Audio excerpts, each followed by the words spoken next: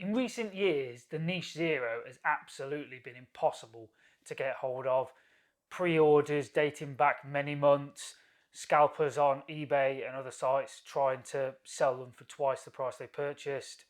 Was this because it's such a good grinder, or was it because of hype?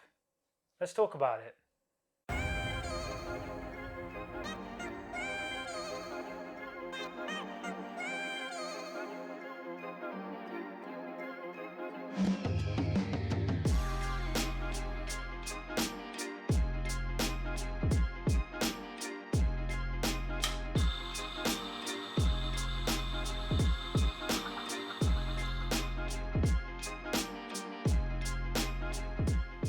So to answer the main question, is it an amazing grinder or is it hype? I'll give you my personal opinion, and I think I purchased one a little bit out of hype. You know, you couldn't get hold of one. It looked this amazing bit of kit. You know, I actually quite like the look of it back there. I actually do like the look. I mean, that's subjective. We'll talk about that in a bit. But it was the fact that you couldn't get hold of it. It was a good price for people in the UK as well. We'll talk about pricing in a bit. And single dosing, that was something I wanted to do. I had a Eureka grinder before. I can't remember which one, a Mignon, about £200 one. Not fantastic. The retention was terrible and it couldn't really grind for espresso. It was struggling. And the only other competitor, or at the time the other grinder that I thought about getting, was the newly released DF64, the Solo as it's called in the UK. Now that looked a great grinder, but then I watched some reviews. People were saying the retention was quite bad. You had to change the declumper because it was terrible. Or 3D printing popcorn mods or to anti-popcorning mods. The dial wasn't very good. The italics wasn't very good. They did come out with an updated version. I'm not sure how much of that they changed, but the price difference was only £100.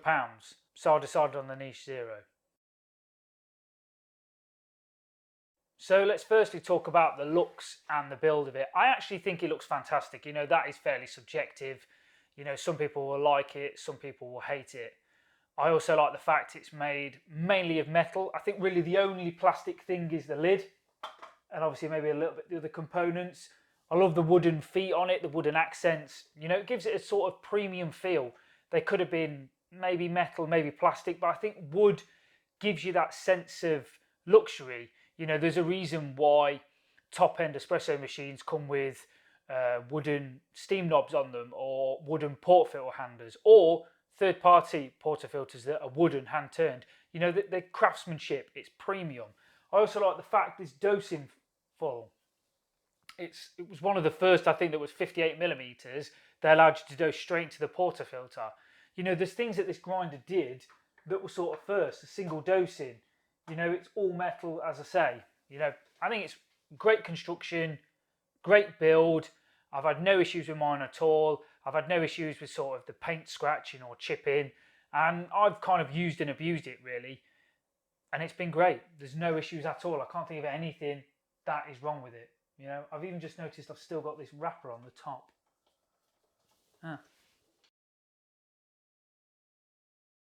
It's also absolutely super simple to use. Anyone can use it. One of the main things that I wanted when I was buying a grinder was I wanted something where it had an easy to adjust dial. And what I mean by that is I could go from espresso to filter super easy. If you look on some of the grinders, I'll call out the Eureka Oro single dose, whatever it is. You know, that's just got a big dial like the other Eureka ones. So you probably do like 3.5 turns one way and then you're not sure where you are and then you have to turn back if you want to do filter, espresso. That's a nightmare. This has just got one big massive dial. Around here you've got espresso, you can go all the way around there, you're on filter. You can write down the numbers of where you were and you're back to where you started, no worries. Obviously you just got to purge a little bit of coffee through there depending on the different grinds that you're using. And then you've got the dosing cup, which a lot of people wanted to buy separately, and obviously third parties came out and made their own. This is brilliant. You know, you use it, you dose it, you weigh your coffee, you dose into it, little spray of RDT, chuck it in the top, dry it out, put it underneath, and then you can dose this straight into your portafilter, or if you're a brewer, if you're doing a filter, chuck it straight in there. You don't need anything else, you know. There are different mods and stuff that you can get where you can dose straight into a portafilter, but to be honest, I haven't really found the need to buy one of those. I think this cup is is absolutely spot on. Now, the big question or the elephant in the room for a lot of people, for a lot of grinders, is the old saying retention.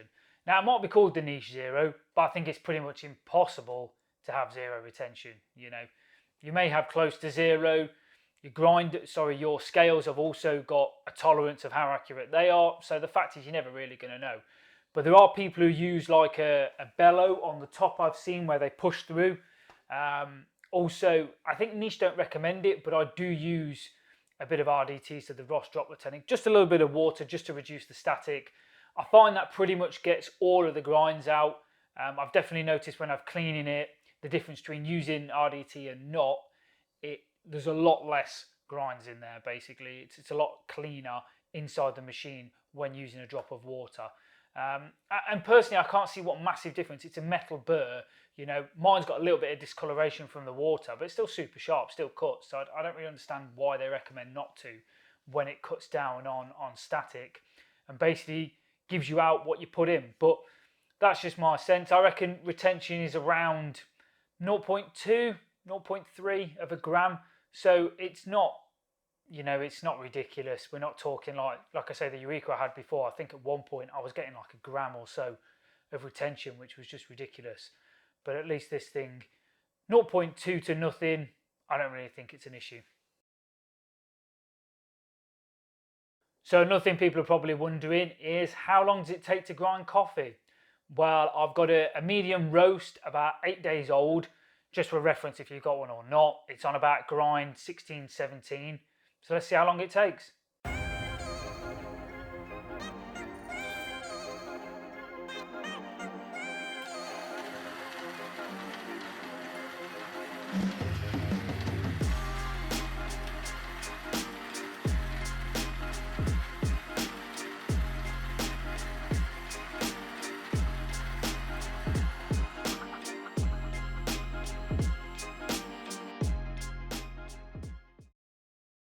So touching back on the espresso filter kind of story, you know, I think personally it is an espresso first grinder.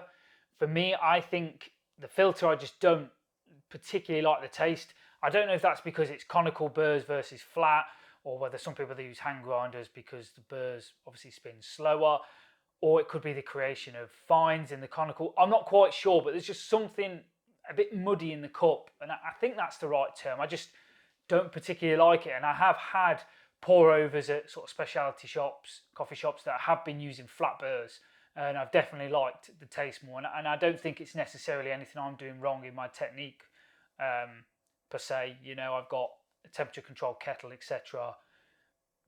Got accurate scales, do the timing and all that stuff, so I don't think it's that. I think it probably is just the grind, and that's just my preference, but it can certainly do it. And there's plenty of people online that have got no issues with it whatsoever. So it's perfectly capable of doing both. But I think for me personally, and probably the vast majority of people, I do think it's probably espresso first. So if we touch on maintenance, one thing that I didn't really want with a flat burr grinder is there's a lot more to take apart, and also then you potentially got to align the burrs again, align all the carriers. There's people who put marker pen around the outside of the burrs, so when they just touch and all that, then back them off. I think that's what you do. I'm not really sure, to be honest. But with the niche, you got none of that. It's super easy to clean. You unscrew the top lid. You then take the bolt out of the middle. The burrs come out. The outer burr comes out, sat on springs. You give it a wipe, give it a brush. You put it all back together. There's no calibrating the burrs. You just put everything back how it was, screw it back up, and then to calibrate it, you basically keep turning the top dial until you get around to there's a marker that says calibration. Now, obviously, you know, it will vary each time you do it depending on how tight you actually tighten it, you know, but you should get somewhere near when you obviously undid it to clean it. You've got the little ball bearing marker on this black dial here.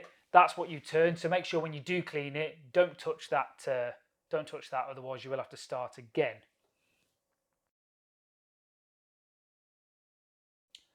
And then finally, price. Now, price is always the biggest thing, you know. If this cost £200, you'd sell loads. If it cost £1,000, you wouldn't. You know what I mean? At £500, I think it sits right in the middle.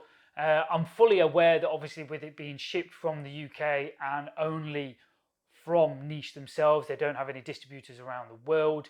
There are obviously, I've heard of things up to about $800, which if you convert that, are sort of £800. So you've got £300 of fees and shipping, etc. Which, you know, unfortunately, that is a pretty bitter pill to swallow. You know, we're lucky here in the UK that it ships from here. You pay £500 for the grinder and you pay £10 for shipping. So it's £510 to your door. Now, what I would say is, I don't know about your local currencies, but at £500, I think it's an excellent grinder.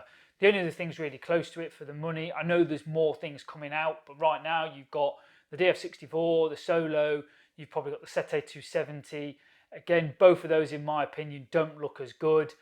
They both need some mods on them. This is just no fuss, you know, no fuss, simple to use, does all the grinds you need, filter, espresso.